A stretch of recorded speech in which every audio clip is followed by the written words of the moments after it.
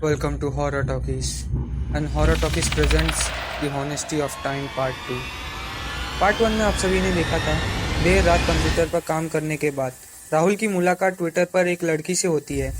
उसके साथ कई घंटों तक चैट करने के बाद अचानक लाइट चली गई। कुछ देर बाद जब लाइट आई तो मानो जैसे वक्त ही बदलने वाला था, क्योंकि उसके बाद जो कुछ भी हुआ वो किसी भी आम इंसान के लिए किसी बुरे सपने से कम नहीं था।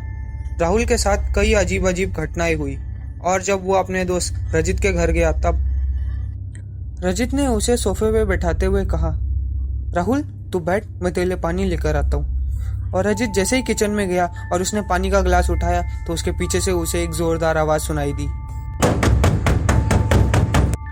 और जैसे ही उसने पीछे मुड़कर देखा तो डर के मारे एक झटके के साथ उसके हाथ में जो पानी का गिलास था वो नीचे गिरा और टूट गया, क्योंकि विंडो के बाहर राहुल खड़ा था और जोर जोर से विंडो को पीटे जा रहा था। रजित भागता हुआ लिविंग रूम में गया तो देखा राहुल सोफे पे बैठा कुछ बड़बड़ा रहा था।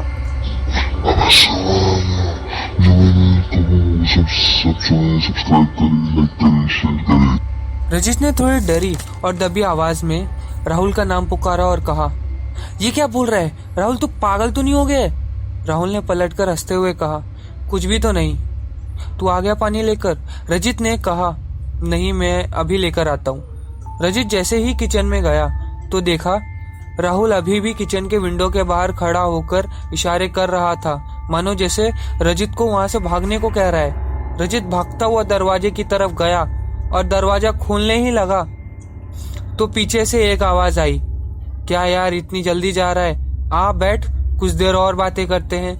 रजित ने जैसे ही पीछे मुड़कर देखा तो वहां कोई नहीं था। रजित डरते डरते लिविंग रूम में गया तो देखा वहां भी राहुल नहीं था।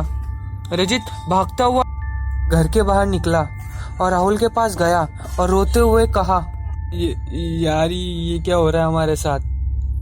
तो राहुल ने रजित को शांत करते हुए कहा, वहां देख। यह कहकर राहुल ने रजित को घर की तरफ इशारा किया। तभी रजित की फोन की रिंग हुई।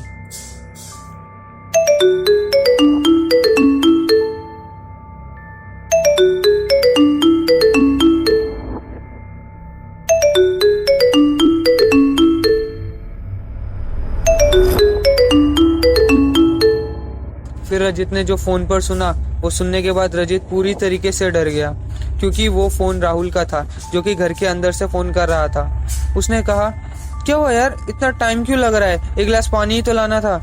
रजित इससे पहले कुछ कह पाता राहुल ने वहां से फोन काट दिया।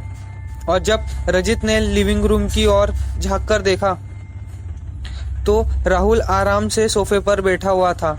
राहुल और रजित ने जब हिम्मत करके घर के अंदर जाने का सोचा और डरते डरते घर के अंदर गए तो रजित ने वो हाल देखा अपने घर का जो उसने सपने में भी नहीं सोचा था।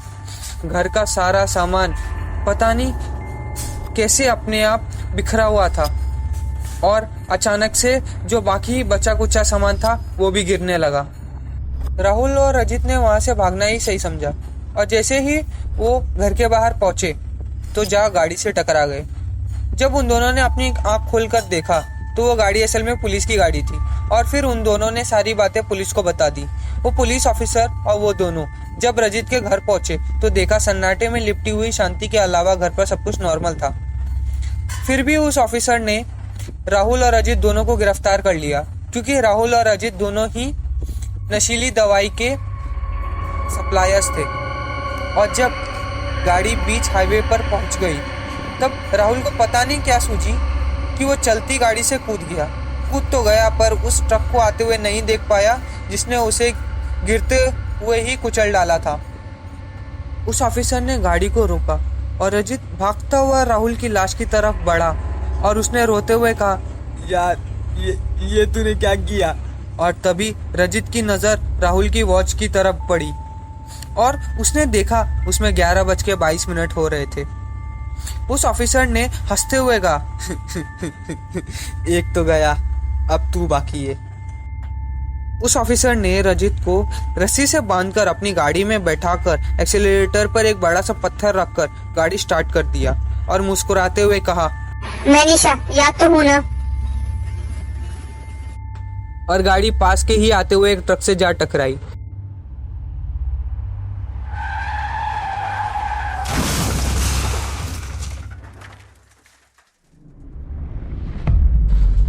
और रजित की भी मौत हो गई। बात तकरीबन 3 साल पुरानी है। निशा एक सोशल इन्फ्लुएंसर थी जो कि समाज के प्रति हो रहे बुरे कामों का पर्दाफाश करती थी। उसे एक दिन इन्फॉर्मेशन मिली थी कि रजित बंसल अपने बिजनेस की आड़ में ड्रग्स जैसी नशीली जहर का बिजनेस करता है। निशा जब उसके घर पहुंची तो उसने सुना कि रजित और राहुल दोनों ही ड्रग्स के नए आने वाले सप्लाई के बारे में बात कर रहे थे। तभी रजित ने उसे सारी बातें सुनते हुए देख लिया और उसका पीछा करने लगी। निशा भागते हुए एक ट्रक से जा टकराई और जब राहुल और रजित उसके पास गए तो निशा में थोड़ी सी जान बाकी थी। निशा ने मरते हुए कहा, मैं जा तो रही हूँ, मगर एक दिन ऐसा वक्त आएगा जब मैं वापस आऊंगी। राहुल ने अपने पैरों से निशा का गला दबाकर उसकी जान ले ली। और आज भी जब भी कोई बुरा काम करता है तो निशा की आत्मा उसे दिखाई देती है। आप भी ध्यान रखना कि कहीं उसकी आत्मा आपको भी दिखाई ना दे। ये था द हॉनेस्टी ऑफ टाइम का पार्ट 2। अगर अच्छा लगा तो हमारे चैनल को लाइक कीजिए, शेयर कीजिए, सब्सक्राइब कीजिए। Thanks for